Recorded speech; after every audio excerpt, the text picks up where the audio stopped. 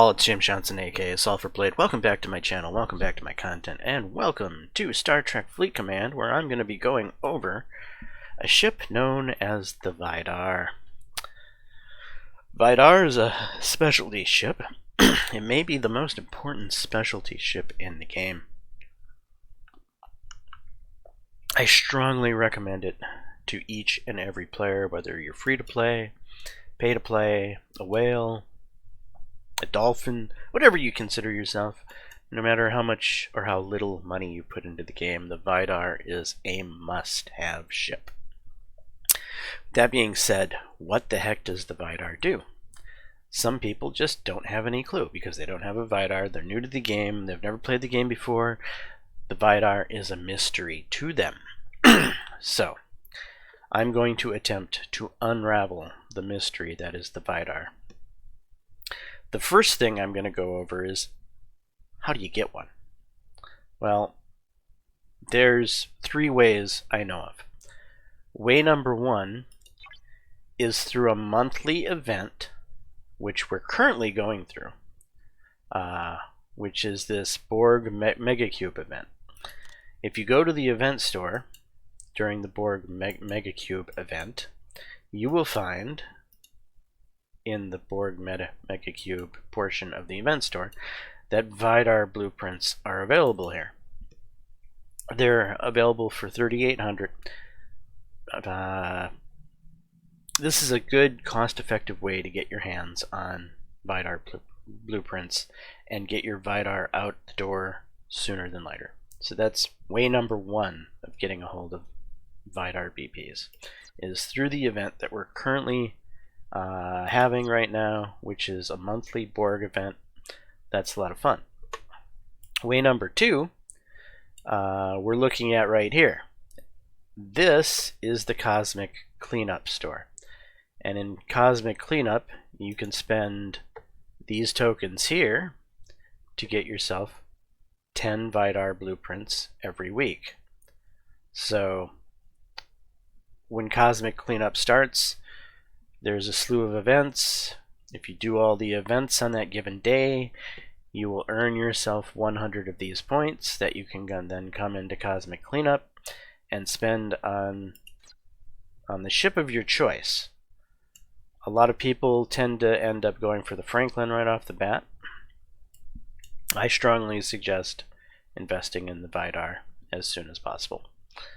This is, again, I think it's the strongest of all specialty ships and definitely worth building up as quickly as you can.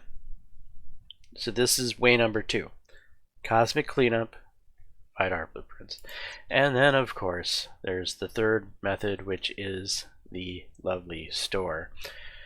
And you can just, buy yourself a Vidar with real life money. So those are the three methods of attaining the Vidar. Now, once you have a Vidar, what do you do with it? Well, you go into Borg probe space and kill Borg probes. That's the primary function of a Vidar at its most simple level. You can see all these Vidars running around here, and this is probably the lowest level Borg probe space that you can get into. These Borg probes, they don't give much, if any, as far as reward. This one is 136. This one is 135.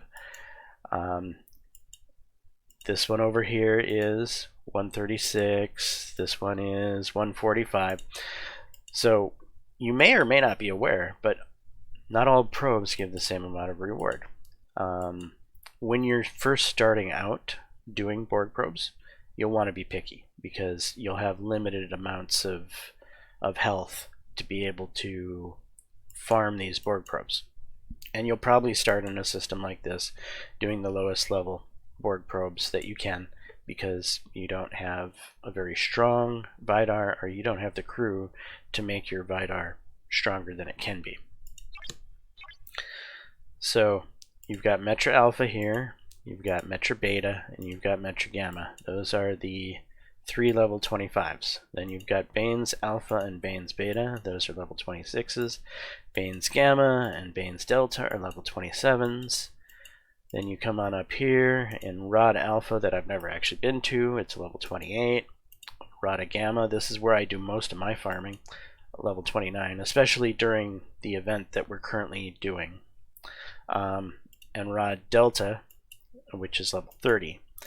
Then you come down here, you've got level 31 Borg probe space, level 32 Borg probe space, and level 33 Borg probe space. And this is as far as you can go if you don't have the Vidar Talios. Once you get the Talios, you can go even further. But for this video, we're just gonna I'm gonna show you these initial Borg probe spaces.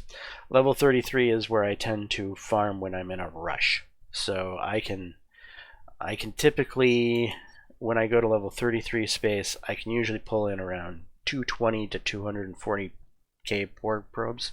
When I'm in level 29 space, I can typically pull in around 270 to 280k Borg probes. So this takes a lot longer. I have to kill a lot more ships.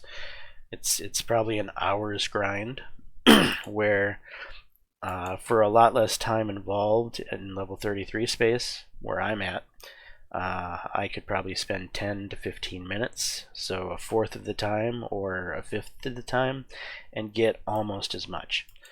If I was in a rush and we weren't in the middle of the Borg probe event where grinding Borg probes is worthwhile because it's part of the competition and I'm competing in that competition trying to win it, then you know I'm going to want to do Borg probes where it's going to require killing a lot more ships because I earn more points that way. So for me, that's level 29 space, at least until I get to the 2000 ship max kill in the course of a day point. Some people may or may not be aware that there's a maximum number of kills you can get in the course of the day before you stop getting loot. Very annoying, Scopely. I hate that rule, and if anyone from Scopely is watching this, I think you should remove that feature. It is the most annoying, arbitrary feature in the game that pisses everyone off. But I digress. Okay, so yeah, if you reach the 2000 ship point, then and you're competing in this particular event here, the Return of the Mega Cube, trying to win it, then I recommend, if you have a good strong Vidar like I do, coming down to level 26 space, not to level 25 space. Level 25 space has everyone and their mother in it, where if you go to level 26 space, which is not really that much harder, you're going to find far less Vidars competing for action. At the same time, what I like to do is, instead of having a hostile grinding crew at the point where I'm trying to farm kills as quickly as possible, I will swap out this hostile grinding crew for an impulse crew using someone like Riker, Enterprise Riker, and energize Riker with other Enterprise crew to get the Vidar moving around the screen as fast as possible, thus allowing me to kill these level 26 ships that will do hardly any damage to a big, strong, healthy Vidar, and just fly through here grinding ships out at intense speeds. That's my trick and tactic to placing well in these particular Mega Cube events. Alright, I think I'm getting a little bit sidetracked, so I'm going to recall my Vidar right now.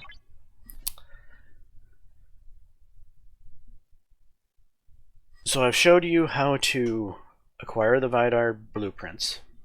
Then I've shown you where you go with the Vidar to kill Borg probes. But why are you killing the Borg probes? Just because that's what you do? No, yes, currently I'm in a competition, but it's more important than that. You kill Borg probes because you need to get inert nanoprobes, these charged nanoprobes, which are in your refinery. This is the basis of how you advance your Vidar, how you make it stronger, how you level it up. The Vidar is a very, very interesting ship in that it uses this feature primarily for materials to level it up, which gives it kind of a tortoise and the hare feel. If you're using a normal faction ship, you tend to get limited by, well, I'll just show you. You tend to get limited here by uncommon gas.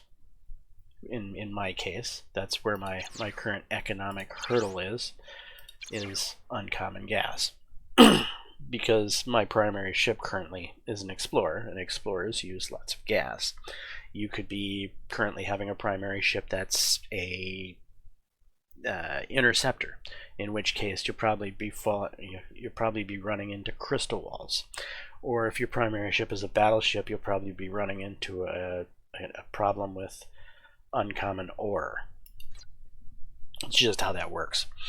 But anyway, with your primary faction ships, you tend to run into the uncommon material wall that stops you from advancing your faction ship. Whereas with the Vidar, you have a different hurdle. Your hurdle is those charged nanoprobes that I just showed you in the refinery. So once my Vidar arrives back at base here, we'll jump into it. So I'm just going to quickly repair it.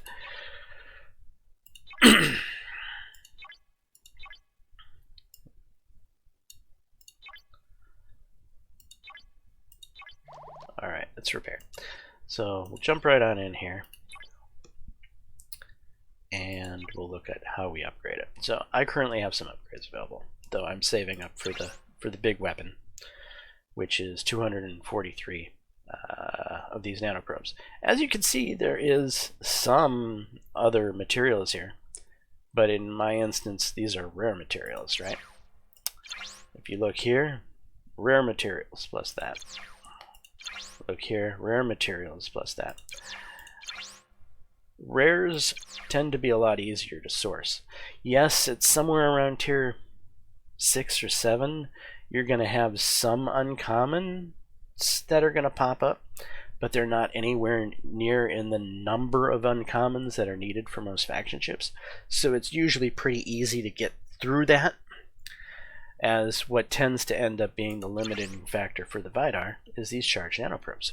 But as long as you're doing your Borg probes consistently every day, you're going to regularly get through the wall and be able to upgrade your Vidar at a very, very stable and consistent basis. It's like the ship, you can't rush it, because you can't get a huge storage of these charged nanoprobes, because you have to get them through refining and you have to get them through doing the Borg probes daily. So you're not going to get a whole cubic butt ton of these sitting around all of a sudden. So you can't really rush a Vidar like you can a faction ship, because you could have hordes of uncommon materials sitting around and you could just rush till you run out of the uncommon material and then you're at a wall. So faction ships, in a lot of ways, are kind of like the tortoise and the hare. Faction ships are like Bugs Bunny. You're able to sprint out there, get them real strong, real fast, based off of just how much of a stockpile of uncommon materials you have sitting around. The Vidar is not like that. The Vidar is much like the tortoise. It will be able to be upgraded almost on a daily basis. You do your Borg probes, you turn them in, you get some charged nanoprobes, you're going to find that you're consistently upgrading your Vidar, maybe every day, maybe it'll come up to maybe being every other day, maybe it's every third day, but you're regularly upgrading your Vidar slowly but surely at a steady, consistent basis, as long as you're doing the grind. And so you'll commonly find that your Vidar, if you're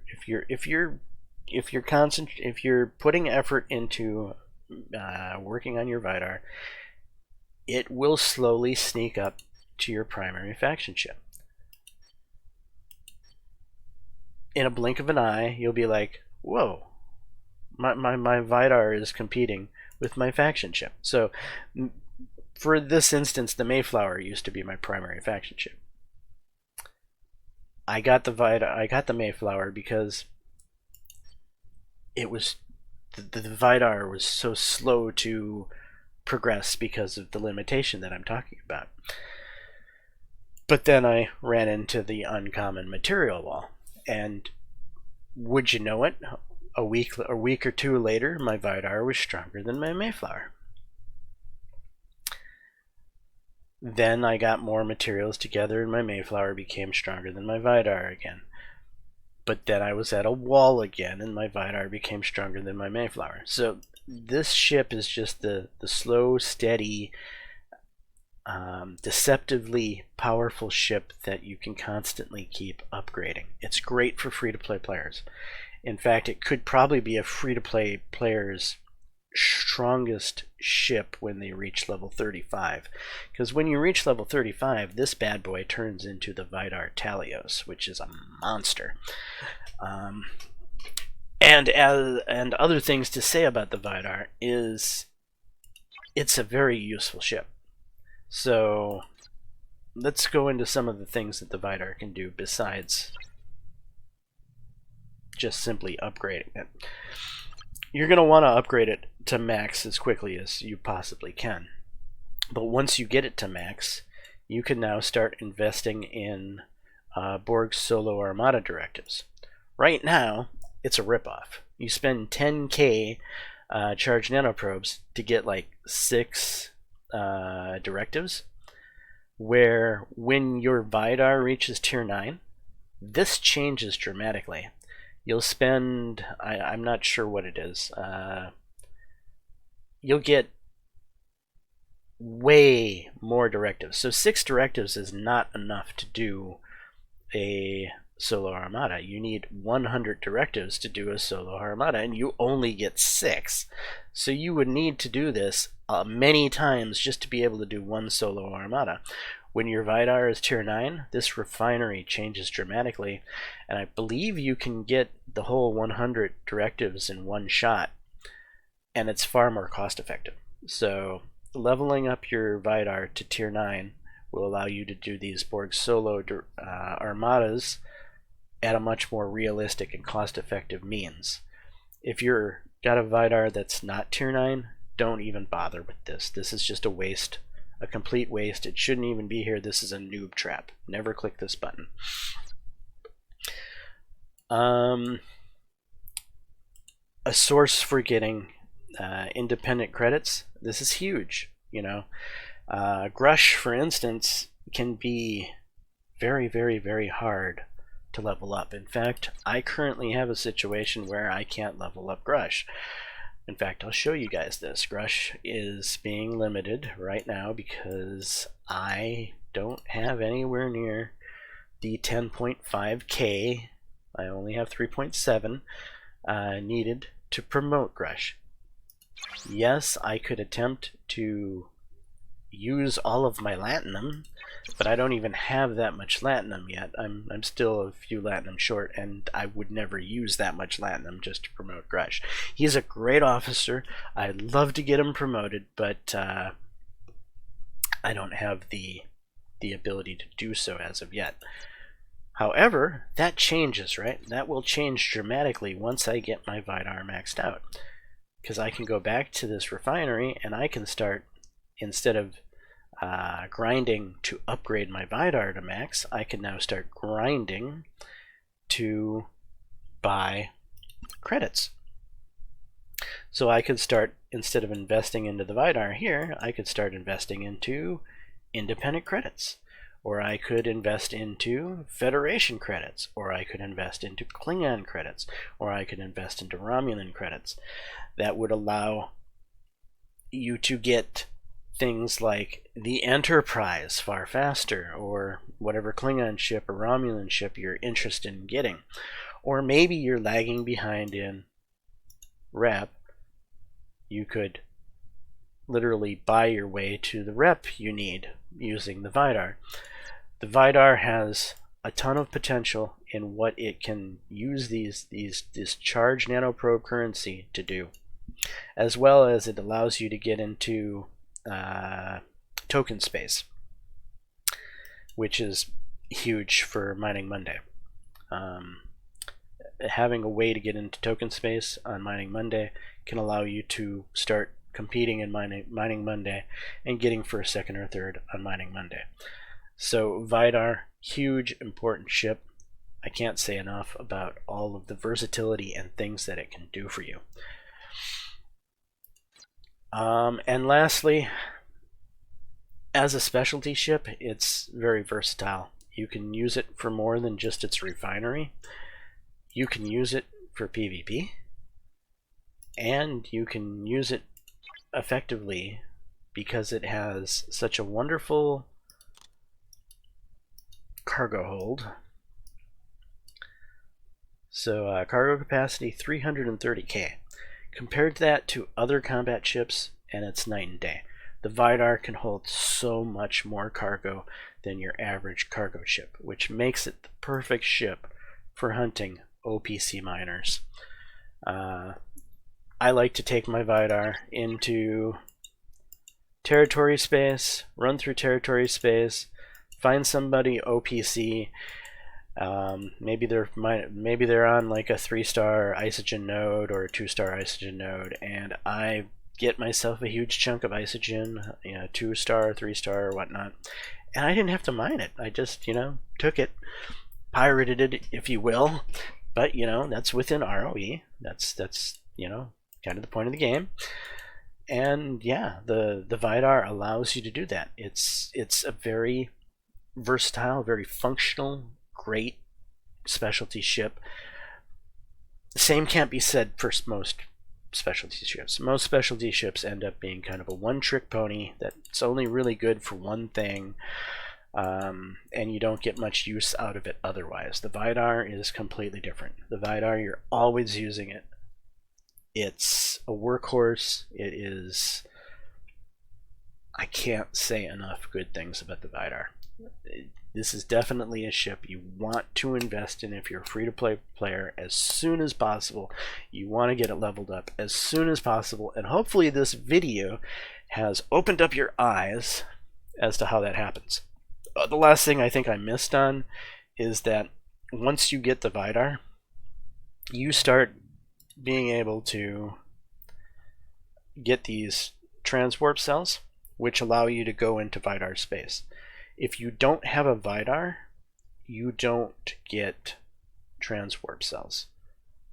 So you don't get the key to go into Borg probe space unless you have a Vidar. And I, at the beginning of this video, showed you the sources to get your Vidar. I think I've covered most bases here at this point. So with that being said, I'm going to wrap up the video. Anyway, I am James Johnson, aka Sulfurblade. Hopefully you enjoyed this content. If so, please smash that like button, consider subscribing, and until the next time, all, peace.